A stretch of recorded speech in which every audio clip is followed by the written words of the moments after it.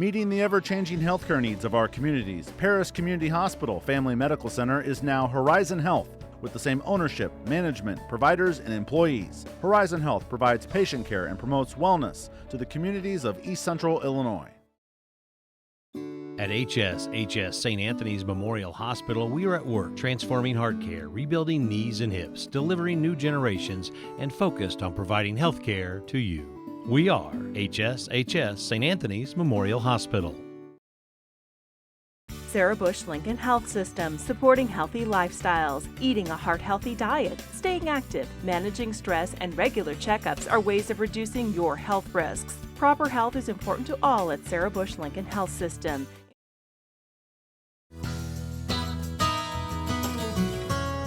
At Carl, we dedicate ourselves to helping you be great. And we have the expertise and inspiration to help you stay that way. Hi, I'm Keanne Armstrong, and I'm your host of Being Well. Thank you for joining us. I hope that you're going to find this very informative and very interesting as well. I have a special guest on today. Her name is Sonya Jones. Thanks for joining us today, Sonya. I'm glad to be here. Thanks for inviting me. Yeah, thank you. And you are the outreach representative for HSHS Medical Group. Yep. And you were also a former finalist of NBC's reality TV show, The Biggest Loser. That's correct. And my finale was about 3 years ago. 3 years ago. Well, we got a lot to talk about. Yeah, we do. So intertwined in all of this, we're going to be talking about diet, exercise, wellness. Sure. But I'm sure a lot of people out there are probably wondering about The Biggest Loser. Sure. So let's talk about that first. Okay.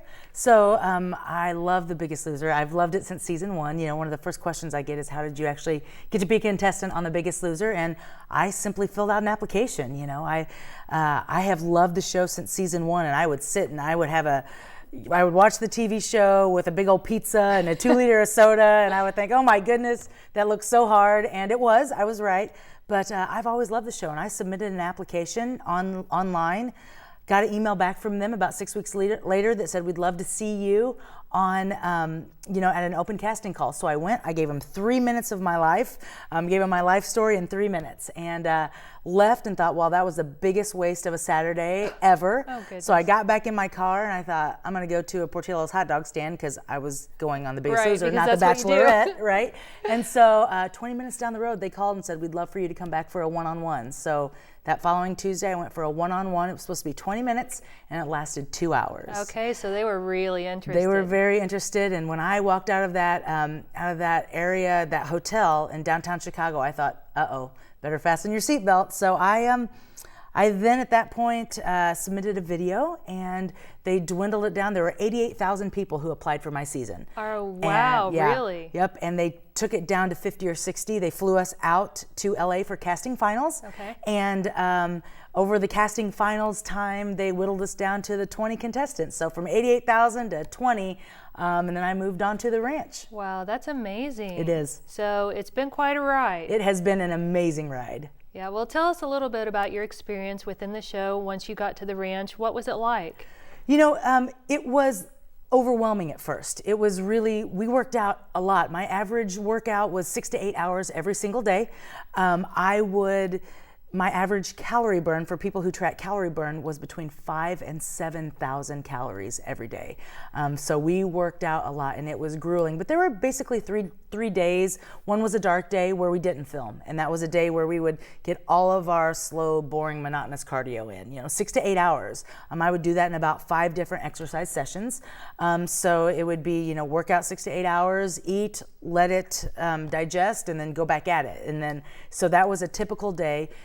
If it was a filming day, then we were on, I did everything that I just told you as far as eating and exercise, digest, repeat, but we also had to do an on-camera workout as well as, probably 2 to 3 hours of interviews. So we would do that, and then there was a challenge day, and the challenge days were the hard days. Those are the ones where we didn't work out quite as much because the challenges were typically brutal, and we didn't. So the challenge days were actually worse than the 6 to 8 hours of exercise in one day? Yes. Oh, wow. A lot of it was because we didn't know what to anticipate. Our first challenge was in Malibu, going up a sand hill, like a sand mountain is what they called it, and you go up this mountain, and it was that type of sand when you put your foot in, your foot just sinks in the sand. So you had to go up the mountain, back down, and up again over obstacles.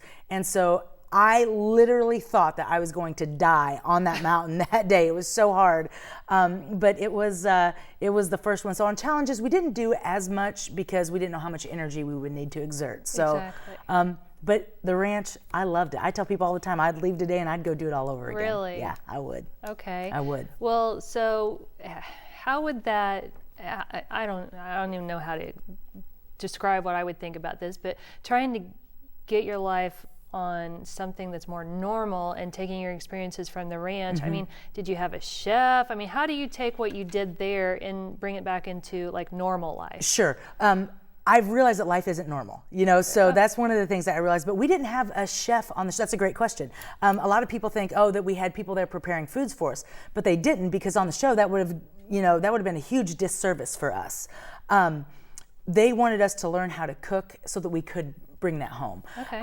And so when you got home from the show, it was really kind of hard to figure out what to eat, when to eat it, and honestly how to afford it, because when we were out there everything was stocked, Well, yeah. I mean, you would have a freezer full of Chilean sea bass, and I got home and I'm like, oh great, we'll have Chilean sea bass. Then you go to the meat market and it's like, there's none. That's $30 a pound. Yes. Or you can't find it. Or you can't find it, that's right. So but the chef out there, the nutritionist, her name is Dr. Cheryl Forberg, and she is awesome. She's still a dear friend of mine. We stay in contact, but she really helped us understand that there's such a difference in calories. My caloric intake was 1,310 calories a day. Now that doesn't seem like a lot. However, when you have 1,310 good calories, then it's really enough food for sure, because I'll eat, you can get a lot of calories. You can get a lot of spinach in, 100 calories. Yeah. And so you just learn how to eat properly. We ate a lot of whole foods, not necessarily organic, but whole foods, good foods, healthy foods. Nutrition is the key. You can't out-train a bad diet, The magic really is in the kitchen. So you were out in California. Yeah, we were in Calabasas, California, which was, it's gorgeous. It's right behind Malibu. So right across the street, our neighbor was Eric Dickerson, who played for the Rams, and then right up the road is where Will Smith lived, and just beyond Will Smith's house was Justin Bieber's house. Then just north of that is where the Kardashians lived. So it was a big experience. It's all the way gorgeous. around. Yeah, it's beautiful. Well, and what led me to ask you that question is, a lot of people think, well, we're here in central U.S. and we don't have fresh food. We don't have what they have out on the coast and things like that. Did you find it a struggle to find like what you were used to eating out there and what worked for you when you came back to the Midwest, and as far as fresh fruit, fresh vegetables, and even wintertime? I mean, it's a challenge to find. So I did not. I didn't find that to be a challenge at all. Okay. We have the same things here that they have out there. Is it a little more fresh? Yeah, possibly, but I can always go to a store and get fresh strawberries. I can always get fresh blueberries. I can always get, a kale mix or, chicken, whatever. So I never have found that to be an excuse. I've always been able to find everything that I've wanted and needed right here in Central Illinois, and been able to get what I want. And honestly, if fresh isn't available, I'll go to frozen. Okay. And if frozen isn't available, I will do canned.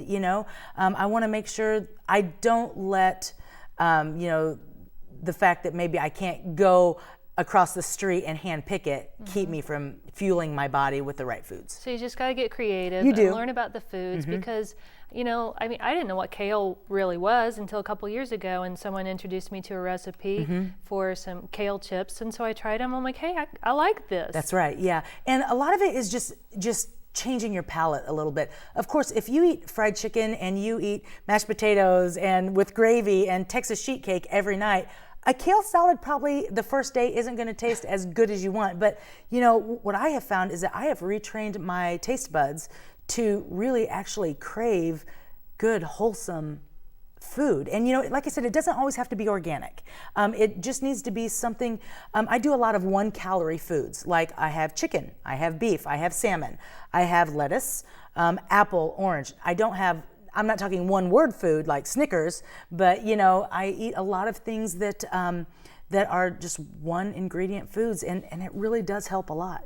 All right. Well, tell us how much it did help. Like, tell us what your stats were, and tell us what the outcome of the show was. Well, my starting weight was 283 pounds. Okay. My ending weight was 139 pounds. I lost a total of 144 pounds on the show. That's amazing. Good for you. Thank you very much. Keeping about 100 off because I was way underweight at my finale because I was trying to win the whole thing. I was one of 3 finalists. The finalists were myself and Rob, who's out on the East Coast, and Toma, who lives in Chicago. I was the biggest loser consistently on the ranch from weeks 5 to 17. So I was expected to win. January 29th of 2015, boom, the confetti goes off, but it wasn't for me. I lost. I lost the competition. I lost the title of biggest loser by less than a pound. Oh my. Which is the closest margin of loss in Biggest Loser history. Actually, I lost $250,000 by 0.01% of my body weight. And that was the closest loss in Biggest Loser history. But, still, I would say I wouldn't change it. I wouldn't change it. At that time, I was a teacher and I was a coach, and I had the opportunity to model before my students what I had preached for so many years, that it truly isn't whether you win or lose, it's how you play the game. And I played the game right. I did everything just right. I ate correctly, I slept correctly, I drank correctly. Everything was just as it should be. I hoped I would have won, but what an awesome experience that I got to have and share with my students who, sometimes the chips just don't fall your way, and we still have to win and lose with grace and integrity and mercy, and that's what I got to convey to my students, and that's what I was excited about. True, but you know what? Sitting here listening to your story, you really did win. I did. Because now you're healthier. Right. I was laying there that night. It's funny you say that. I was laying there that night after finale, and it was this whole, I didn't win, poor me, but then, I thought about it, I'm like, I did win. I won my health, I won happiness, I won a confidence that I've never known, and I won the ability to, a desire to want to pay forward all of the lessons that I learned while on the show, because the truth of it is, not everyone gets the opportunity to go to the show, and not everyone who does get the opportunity would want to. I mean, it was a hard journey, but the truth is, I knew that what I wanted to do was be able to pay forward to those who couldn't go, and I learned a lot of tremendous lessons, and that's what I want to do full time, is just pay that forward. Well, and that's what you're doing here today. Right, that's right. So talking about that, do you bring some of what you did out there into how you live now and your well-being? I mean, what's the secret to keep the weight off? Are you bringing in some of those challenges and those strategies and Strategies, yes. Challenges, no. Okay. What I do now, and you brought up a great question. Everywhere I go, people ask me this question: what's the magic pill? How do you do it? How do you keep the weight off? Because the truth of the matter is, most Biggest Loser contestants puts all their weight back on plus some. Now, that's not the show's fault. That's our fault. The show gave us a tremendous opportunity, and what we do with it beyond that is up to us. But the key is diet and exercise. You have to take in less and you have to move more. It's diet and exercise. I say all the time, you cannot train a bad diet. Then the magic really is in the kitchen. And so what I have brought home from the show is that, they didn't give us any supplements. I mean, we didn't even get to have ibuprofen when our joints hurt. We couldn't take anything. So it was, understanding that your body is designed to be fueled, and that fuel comes from good, nutritious foods. And so what I brought home is an understanding that there is no magic pill, there's no magic shake, there's no magic potion, there's no magic exercise regime. What it is it's diet, making sure that you are fueling your body well and moving a little bit. For me, I love to go for a jog. I love to go for a walk. Exercise for me isn't hard, just because I don't make it something that, I have to do it. It's something that I do for my mental health more, and my physical health, but I do it to go clear my mind. I do it to keep the joints active and stuff like that. But I got to tell you, it's diet and exercise. That's the magic pill. There's no magic potion. So what advice do you have for folks who say, I just don't have time. I don't have time to go to the gym. I don't have time to prepare that food. When am I going to cut up those vegetables? And I can't keep it fresh. It goes bad before I eat it. A lot of those types of things. Right. I would say that if you believe you can, you're right. If you believe you can't, you're right. And you can't just make time throughout your day. We are all too busy. Americans are too busy doing stuff. You can't make time in your day. You have to create time. You have to find time. I do meal prep typically on Sundays. And, I'm in church in the morning, then I go home and I meal prep, and then, I have the rest of the day. If I don't do that, then my diet suffers for the rest of the week. So you have to make yourself a priority. And, we are so good at putting everyone else first that we don't ever think about, oh, if I don't do this, if I don't meal prep for this week, then my entire week is going to suffer. And I have recognized that when I don't eat well, man, I feel horrible. Yes. I feel terribly. Yeah. So if I drive through a fast food chain and I get something that is not healthy for me, I feel it. Yes. And so we can use excuses. I am on the road all the time, but we have to get better. We have to be better at putting ourselves first, and we have to be better at eliminating excuses. I work with a lot of busy people. I'm one of them. But until I've recognized that I have to put myself first, and because if I'm not the best I can be, I can't be the best for you or for my family or for my friends. Right. So it's really important to make sure that you are taking care of yourself first, and that's meal prep, that's movement, that's making sure that you are organized and able to attack your week well. And so, yeah, like I said earlier, if you believe you can, you're right. If you believe you can't, you're right. Well, there you go. So what advice do you give for people who, maybe have day jobs where they're at a desk a lot or they sit a lot? What's some functions that they can kind of put into their routine so they can be more active? What's some advice? Lots of things. You can get a standing desk. Those desks that raise up, and you can do that. You can walk around your building. Take a break. Sitting at your computer desk all day, I know it's hard.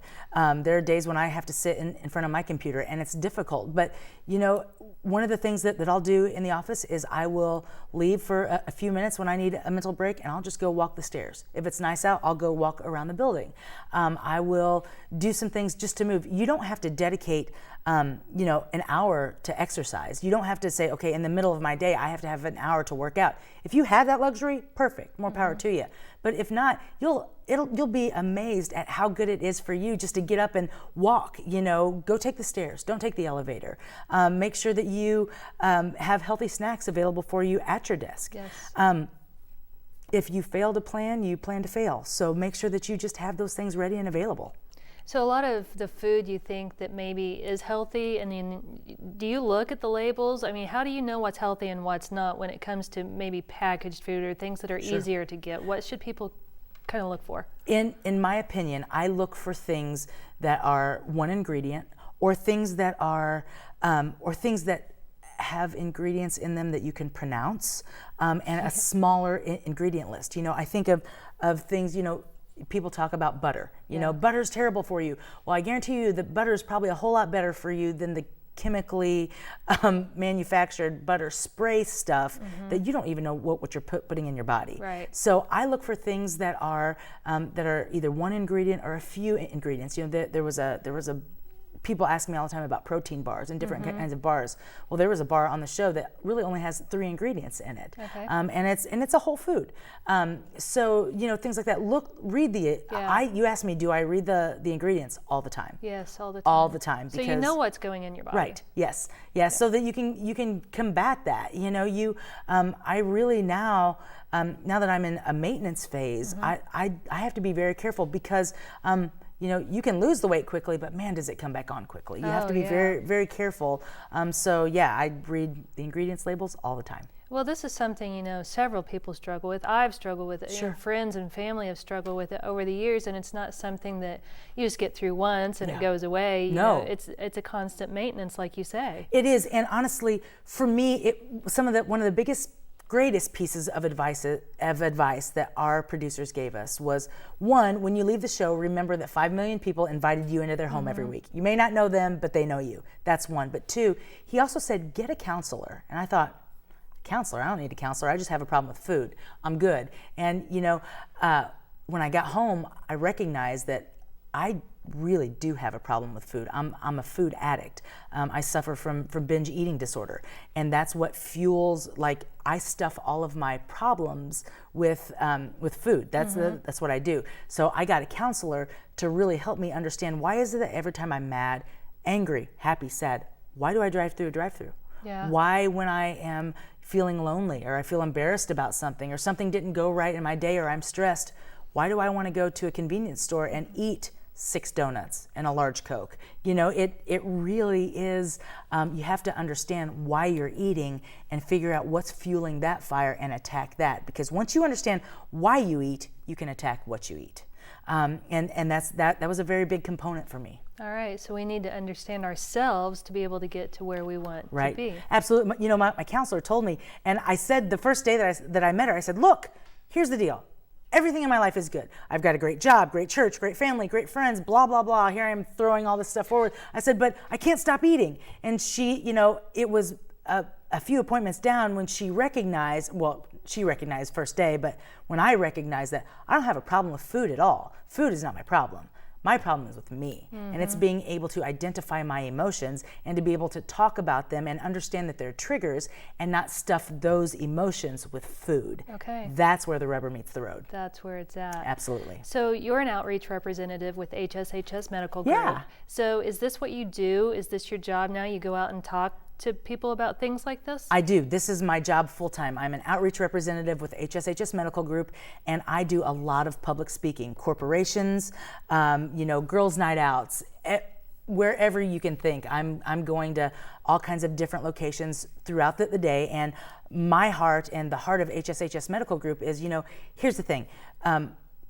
When I go out and I speak, I talk about health and wellness, and our desire is that hopefully you never need a doctor, but when you do, we're there. You know, and so what I do is I go out into our communities, which is in central and southern Illinois, and I promote health and wellness, and I just get to share about, you know, the joy and the journey of this thing we call life. And they have brought me in and asked me to public speak on their behalf and share about the services and share about everything that's great with HSHS Medical Group that I've grown to love. And this is what I get to do full time. I get to come hang out with you on a set and talk about health and wellness. And I do a lot of speaking, just like I said, various groups and various places all over central and southern Illinois. So that's my primary role. And here's the cool thing. When I got back from the show, it cost a lot of money through my agent to have me go places. Well, you know, to go places and speak. And now HSHS Medical Group has underwritten that cost, and I get to do that for free. So if a corporation in our area wants me to come in and talk about health, wellness,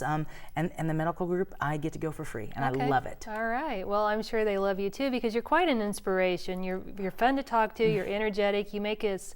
You know, you're making me feel like it's something like I shouldn't have gone through the drive-through today, and I knew it. But you know, it's when you're in a hurry, you stop and you think later instead of at that moment. Hey, I shouldn't have had that. I should have gotten a salad or something. So keeping people in our lives like you helps us keep that, you know, at the forefront of what we're thinking about. Well, thank you. It's my honor. You know, like I said, one of my biggest gifts from the show is just, you know, the gift of paying it forward. You know, that's because not everybody can go, you know, and I understand that. So it's been quite a ride, and now being able to do this full time, it's my passion. I feel like I'm doing exactly what I was wired up to do. Well, that's great. So let's talk here. We got just a couple of minutes left. If someone is watching and they're thinking, you know, I'm not going to be a contestant on The Biggest Loser, but I need to start something. What do you advise them to do to start with? Do they need to see a doctor first? What's the first steps? Absolutely. I think you should always talk to your doctor first. And if they believe that they have a weight problem or that they have an issue, then their doctor will probably say, yes, you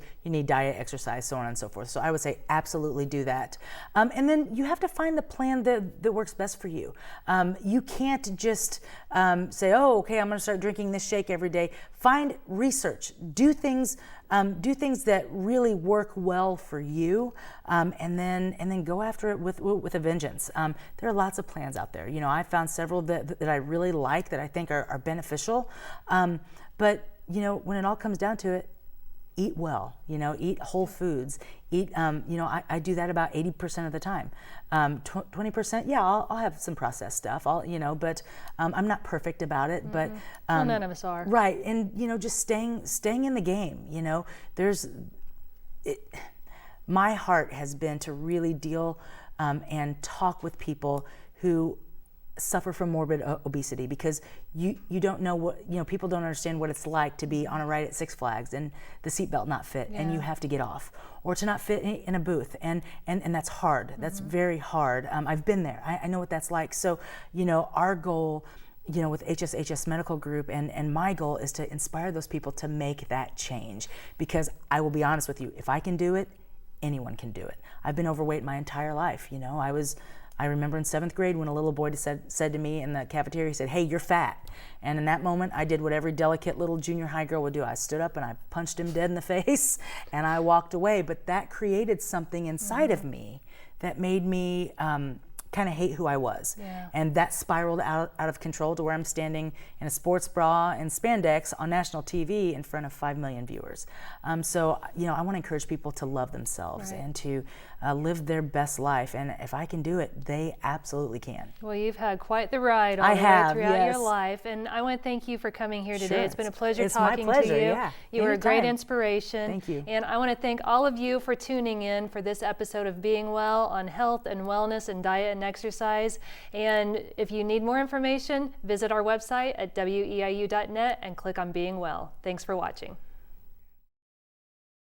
Sarah Bush Lincoln Health System, supporting healthy lifestyles, eating a heart-healthy diet, staying active, managing stress, and regular checkups are ways of reducing your health risks. Proper health is important to all at Sarah Bush Lincoln Health System.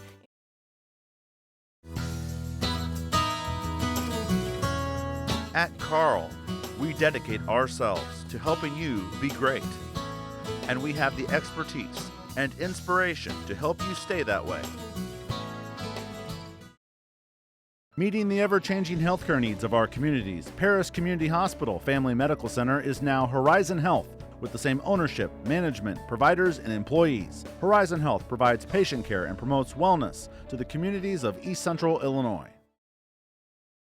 At HSHS St. Anthony's Memorial Hospital, we are at work transforming heart care, rebuilding knees and hips, delivering new generations, and focused on providing health care to you. We are HSHS St. Anthony's Memorial Hospital.